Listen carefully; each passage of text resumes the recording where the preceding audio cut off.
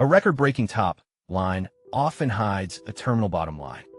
In a modern economy, high-growth companies frequently report millions in revenue while secretly bleeding cash behind closed doors. This phenomenon, known as the revenue trap, occurs when the pursuit of scale outpaces the reality of sustainable margins, leading many to believe that more money coming in automatically equals more wealth staying in. Understanding the distinction between gross receipts and net worth is what separates the fleeting success stories from the enduring financial titans. Over the next 10 minutes, an analysis of how high revenue models collapse and how to identify the true indicators of a healthy, profitable enterprise will be presented. Revenue is often described by economists as a vanity metric because it fails to account for the velocity of expenses. A service business generating $10 million in annual sales may seem superior to a boutique consultancy generating $2 million, but the data often reveals a different story once the operational costs are subtracted. If the $10 million firm carries an operating margin of only 5%, the owners are left with just $500,000 before taxes and reinvestment. Conversely, a leaner firm with a 40% margin yields $800,000, providing more liquidity with significantly less operational risk. The psychological allure of the 7-figure or 8-figure milestone often blinds leadership to the eroding quality of those earnings. This ego-driven expansion leads to a state where the business exists merely to service its own overhead rather than to generate surplus value for its stakeholders. Market history is littered with companies that grew their way into bankruptcy by chasing market share at the expense of unit economics. When the cost to acquire a customer exceeds the lifetime value of that customer, every new dollar of revenue actually moves the company closer to insolvency. The IRS reports that many high-income earners in professional services spend nearly 90 cents of every dollar on staff, rent, and lead generation. This leaves the enterprise vulnerable to even a minor 5% shift in market demand, which can instantly turn a profitable year into a net loss. The data suggests that the true measure of a company's strength isn't how much it collects, but how much it keeps. But here's where the math of scaling begins to work against the unprepared. As an organization scales from $500,000 to $5 million, the complexity of the operation does not grow linearly. It grows exponentially. This is known as the diseconomy of scale, where the administrative burden begins to cannibalize the profit margins that were present in the early stages. New layers of management, sophisticated software licenses, and increased insurance premiums become mandatory as headcount rises. What was once a nimble operation managed by a small team becomes a bureaucratic entity where a significant portion of every dollar is diverted to internal coordination rather than product delivery. Consider the logistics of a physical product company. Doubling revenue often requires doubling the warehouse footprint and tripling the customer support staff.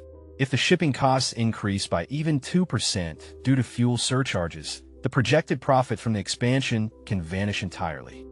Research into middle-market firms shows that the valley of death often occurs between $2 million and $5 million in revenue. During this phase, the founder is often forced to hire expensive executive talent before the revenue is high enough to comfortably support those six-figure salaries. The result is a business that feels much larger and more prestigious, yet provides the owners with less take-home pay than they had when the company was half its size. The mental stress of managing 30 employees for $100,000 in profit is rarely a favorable trade-off compared to managing 5 employees for the same return. While scale is the goal for many, the quality of that scale is what determines the long-term survival of the brand. However, internal costs are only half of the equation. High revenue is frequently a byproduct of high leverage. To achieve aggressive growth targets, many enterprises rely on lines of credit or venture debt, which carry interest obligations that must be met regardless of the company's performance in a given quarter. In an environment where interest rates hover at 5 or 6%, a company with significant debt service may find that nearly half of its operating profit is redirected to lenders. This leaves the business with zero margin for error should the economy soften or a competitor enter the space with lower pricing. Furthermore, the tax implications for high-revenue, low-margin businesses can be devastating. In many jurisdictions, taxes are calculated on book profit, but cash flow may be tied up in inventory or accounts receivable, leading to a profitable company that cannot actually afford its tax bill. This creates a treadmill effect where the company must sell even more just to pay for the costs of previous sales. For example, a retail operation with a 3% net margin must generate an additional $33,000 in sales just to cover a single $1,000 mistake. The erosion of cash is often silent. It happens through subscription creep, unoptimized vendor contracts, and the slow accumulation of specialized staff whose output doesn't directly correlate to the bottom line. When the cycle of debt and erosion becomes too heavy, even the largest revenue figures cannot save a sinking ship. The solution lies in shifting the focus from the top line to a more critical metric. Successful wealth builders prioritize free cash flow over almost every other metric. Free cash flow is the actual liquid capital remaining after all operating expenses and capital expenditures have been paid, representing the true discretionary power of the business. A business model that generates $200,000 in free cash flow on $1 million in revenue is infinitely more valuable than a $20 million model with zero cash flow. The former can be reinvested, used for acquisitions, or distributed as dividends without compromising the core operation. To achieve this, high-performance firms focus on high-margin levers such as automation, premium positioning, and high customer retention rates. Increasing a retention rate by 5% can lead to a profit increase of 25 to 95%, as the cost of keeping a client is a fraction of the cost of acquiring one. They also practice ruthless pruning, eliminating products or services that provide high revenue but low margins.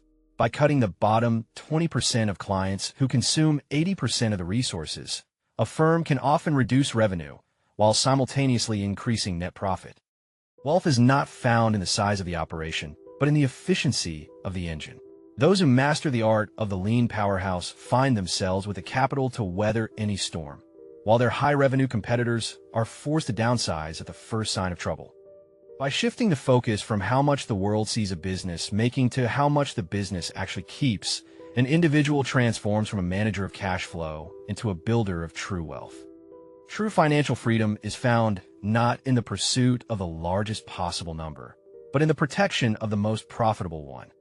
If this changed how you think about business growth, the next video breaks down the specific asset classes used by the top 1% to preserve their capital.